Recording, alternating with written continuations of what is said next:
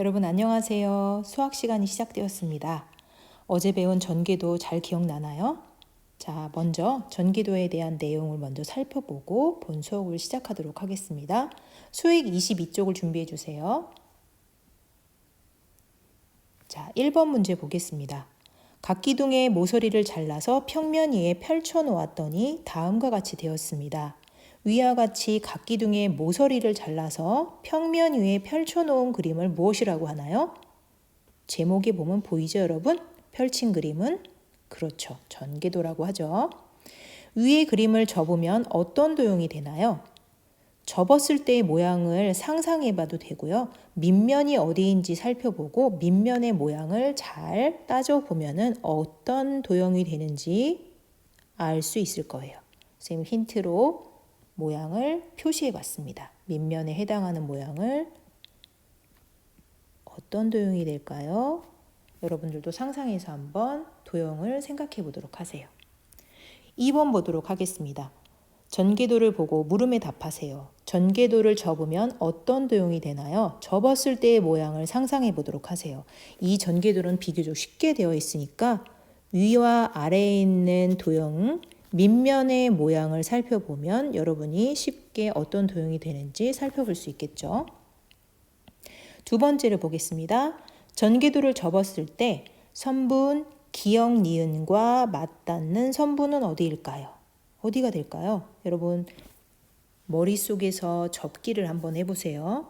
어느 선분이 되는지 찾아서 여기 쓰는데 주의할 점은 맞닿는 선분을 찾으라고 했기 때문에 답에도 선분이라고 쓰고 아래에다가 어느 선분인지 기호를 찾아서 쓰셔야 됩니다.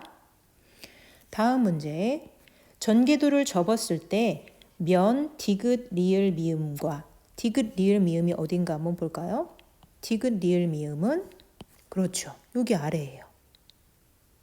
아래에 있는 디귿, 리을, 미음과 만나는 면을 모두 찾으세요. 지금 밑면이 디귿, 리을, 미음인데 이거랑 만나는 면이니까 밑면과 만나는 면을 뭐라고 한다고 그랬죠? 그렇죠. 우리 밑면과 옆면 배울 때 옆면이라고 한다고 배웠습니다. 모두 찾아보라고 했습니다. 옆면을 모두 찾아서 쓰시면 됩니다.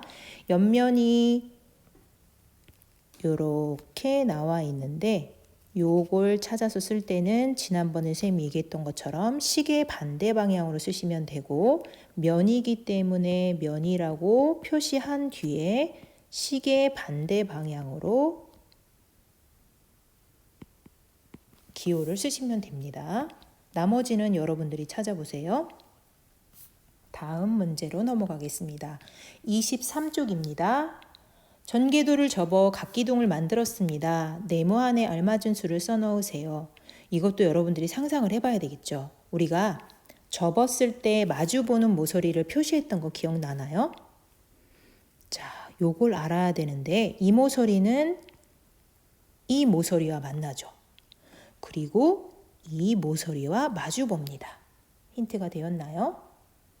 그 다음 요 모서리의 길이는 어디랑 만날까요?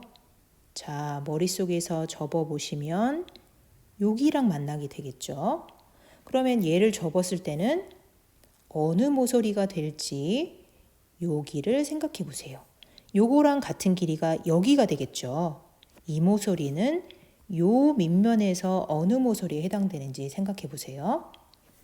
자, 다음 요 선분의 길이는 어디일까요? 요 선분의 길이는 요쪽에 있는 펼친 그림에서 찾아보면 되겠죠? 자, 마지막으로 이 길이는 어디일까요? 얘도 펼친 그림에서 어느 부분에 해당하는지 찾아보도록 하세요.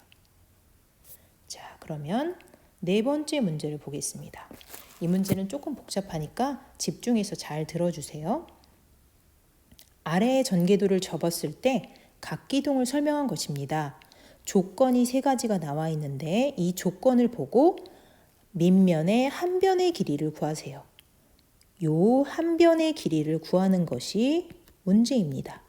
자, 그럼 조건을 한번 살펴볼까요? 각기둥의 옆면은 모두 합동이다 라고 얘기했어요. 자, 옆면이 합동이라고 했으니까 옆면을 한번 보겠습니다. 옆면의 요 부분인데 이 부분에 있는 사각형이 하나, 둘, 셋, 넷, 다섯, 6개예요. 이 도형이 모두 합동이라고 했어요. 그럼 합동이니까 여기 위에 있는 변의 길이가 모두 같겠죠. 그러면 얘랑 맞닿는 선분인 이 밑면의 선분의 길이가 모두 같다는 이야기입니다. 결국은 밑면이 정육면체이다 라는 것을 설명하는 것이에요. 두 번째 보겠습니다. 각기둥의 높이가 4cm입니다 라고 얘기했어요. 그러면 여기의 길이가 4cm라는 얘기가 되겠죠.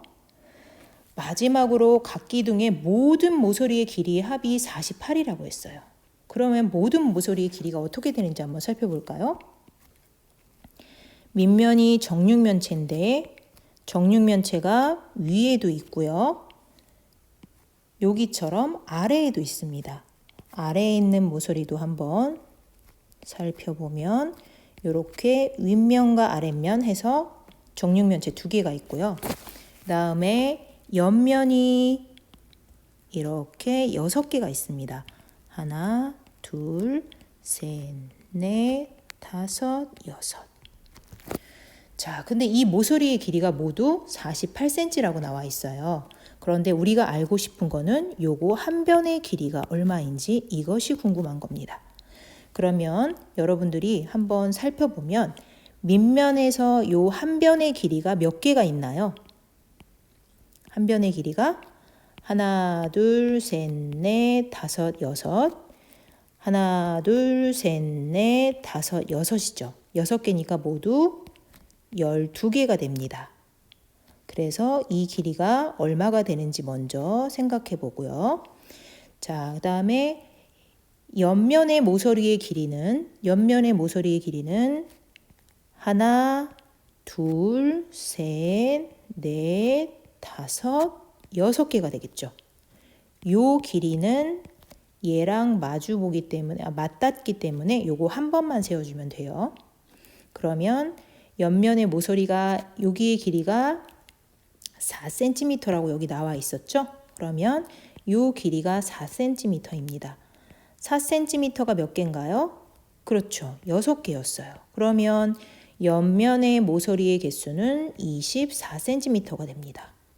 그런데 전체의 길이가 48cm라고 했으니까 전체에서 이 모서리의 길이를 빼주면 요 길이를 여러분들이 찾을 수 있겠죠?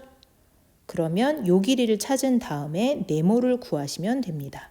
그러면 네모가 얼마가 될지 여러분들이 찾을 수 있을 거예요. 이해가 됐나요? 네, 잘 이해했으리라고 믿습니다. 자, 이렇게 오늘 수학 익힘책을 정리하고 본 수업을 시작하도록 하겠습니다. 수고하셨습니다.